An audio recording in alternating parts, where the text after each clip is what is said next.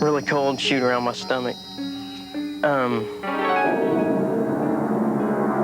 He's just went right through my midsection. Oh my God, look. Look. Oh, look, they're forming. It's forming right there. She tends to do this to me because I upset her sometimes. And she wants to be noticed, I think, today. The scratches appeared while the cameras were rolling. 3 lines, deep enough to bleed, on a man who was standing completely still in a room with no one else in it. This wasn't a story told after the fact. This was recorded. This was documented. This happened on television. And the little girl who did it has never left. Welcome back to the Midnight Ledger. Every week, we open the case files on real hauntings, paranormal history, and the stories that refuse to stay buried. Tonight's case is different from anything we've covered before, because this haunting wasn't just witnessed, it was filmed, investigated for over 250 hours. And it didn't just move furniture or whisper in the dark, it attacked, repeatedly, and it had a preference for who it targeted. This is the Sallie House, and paranormal experts consistently call it the most haunted house in America. Let's open the file. The house at 508 North 2nd Street in Atchison, Kansas, looks like nothing special. A modest Victorian brick home built between 1867 and 1871. 2 stories, a front room, a basement. For decades, it belonged to the Finney family. The son, Charles Finney, was one of the only doctors in the area. He lived upstairs with his family and used the front room downstairs as his medical office. The nearest hospital wasn't built until 1915. So, when emergencies came, they came to his door. Around 1910, a desperate woman arrived at Charles Finney's door in the middle of the night. She was carrying her 6-year-old daughter. The child, known in the legend as Sallie, was in agony, severe abdominal pain. Dr. Finney examined her quickly and made his diagnosis. Appendicitis. The appendix was about to rupture. There was no time to wait. He began the surgery immediately, right there, in the front room. But in his urgency, he made one catastrophic error. He made the first incision before the anesthesia had taken effect. Sallie screamed. She felt everything, and according to the legend, her screams filled the house and then suddenly stopped. She died on the operating table, in that room, terrified, betrayed, in the hands of a man she believed was hurting her. No physical evidence confirms a child named Sallie ever lived or died at 508 North 2nd Street. Property records, death certificates, and newspaper archives contain 0 documentation. Some researchers believe the story was invented entirely. But what happened next, no one has been able to invent an explanation for. In 1992, Deborah and Tony Pickman were newly married and expecting their first child.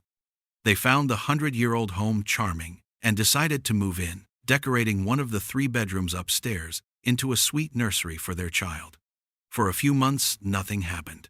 Some strange things started happening, such as light bulbs going out and the oven timer turning on by itself.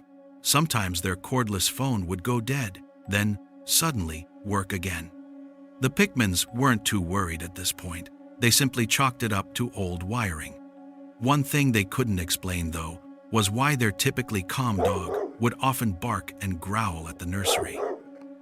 Then their son Taylor was born, and the moment that baby came home, everything changed. The activity escalated almost overnight. The temperature in certain rooms dropped without explanation. Objects moved. Candles lit themselves. And something in that house became intensely focused on one member of the family. Not the baby, not Deborah, Tony. Tony would experience the worst. He claimed to feel scratches on his chest or abdomen. They appeared without warning, without explanation. Often, in sets of 3, a pattern commonly associated with demonic symbolism. These marks would sometimes bleed and leave scars, despite Tony having no memory of how they occurred. Then the fires started. Fires broke out spontaneously in the house, small at first, then larger. Investigators would later find burn marks on the walls and floors with no identifiable source. Burnt finger marks were found upon mysteriously burning candles. The haunting gained particular attention because male residents and visitors reported being scratched until they bled, which led to Sallie being dubbed the man-hating ghost. The Pickmans called in a psychic named Barbara from California. Barbara walked through the house and told them Sallie was harmless, that she didn't hate Tony, she was simply frightened of men because of what a man had done to her on that operating table. Barbara advised the family to acknowledge Sallie, include her, talk to her. Deborah embraced this completely. She began speaking to Sallie daily. She bought her a doll, gift-wrapped it specially for the spirit. She felt a genuine connection to the child. Tony was not so sure, because whatever was in that house, it wasn't behaving like a frightened child. Tony felt something fundamentally different in the basement, something ancient and predatory. He believed that whatever was attacking him was not the spirit of a child, but something far darker that resented his presence and sought to drive him out. The Pickman story eventually reached the producers of Sightings, one of America's most watched paranormal television programs at the time. The crew came to 508 North 2nd Street with cameras, professional equipment, lights, a full investigative team.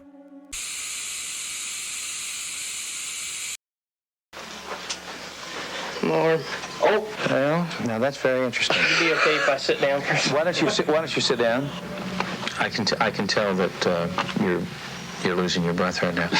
Sallie, what did I tell you? Sallie, we see you.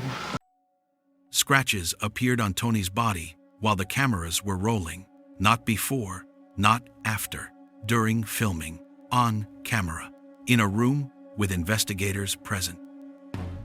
The television crew documented objects moving, temperature drops of 10 to 15 degrees in specific spots, equipment failures, batteries draining instantly in a house with fresh power.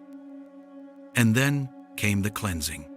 A medium offered to clear the house of its spirits. The Pickmans agreed, but Deborah made one request. She asked the medium to let Sallie stay. The cleanse didn't go according to plan. Tony was attacked during the cleanse with 8 of the deepest scratches he had received thus far. The spirits seemed upset at the cleansing attempt. And then things became truly disturbing. Tony began experiencing extreme emotions, sudden anger, paranoia, and then blacking out completely. After one of these blackout episodes, he discovered something that he has never fully recovered from. He had killed a stray cat that had wandered into their home with a butcher knife. He had no memory of doing it. Many believe that a dark spirit, not a ghost, but a demon, was slowly possessing Tony's mind to get him to hurt Deborah. The demon may have even trapped the other harmless spirits there to lure in unsuspecting victims. Shortly after, when Tony was at the top of the stairs, one of the entities pushed him so hard that he broke the railing. That was enough. The Pickmans packed and left within 2 weeks. They never returned.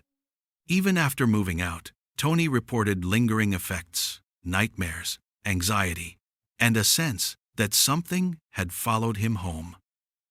All of a sudden, his knees buckled, and he just kind of let out an "oh," and clearly something happened. We went up, lifted up his shirt, and there were 2 vicious scratch marks across his back. I mean, it really looked like an attack. The Sallie House still stands at 508 North 2nd Street in Atchison, Kansas. It now operates as a paranormal tourism destination, offering overnight stays for investigators and enthusiasts. Many visitors report minor activity, while others claim to experience extreme fear emotional distress, or unexplained injuries. Paranormal equipment is welcome, but seances and cleansing attempts are prohibited. All guests sign liability waivers acknowledging injury potential.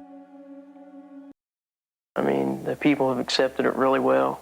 So people aren't ridiculing you as much No, like I you mean, thought they might. we get our taunts every once in a while, or somebody will, say something, but it's something that I know what's happening, and my wife knows what's happening, and that's what's important to me. Now here's a new one right now. Right now. Right here. Brand new. Can anyone get closer? Yeah, we're pretty close. I'm sitting right here and I didn't see it. Here is what this case leaves me with. Tony Pickman's scratches appeared on camera. Fires started without sources. A man blacked out and came to holding a weapon. Whether the cause was a ghost, a demon, or something we have no category for, yet something was in that house. Something that targeted men. Something that didn't want to be removed. And something that, according to every investigator who has been inside since, is still there. That's the Sallie House, America's most haunted. The case file stays open. Subscribe to the Midnight Ledger for a new case every week. And tell me in the comments, ghost, demon, or something else entirely. I read every one. Until next time, the ledger stays open.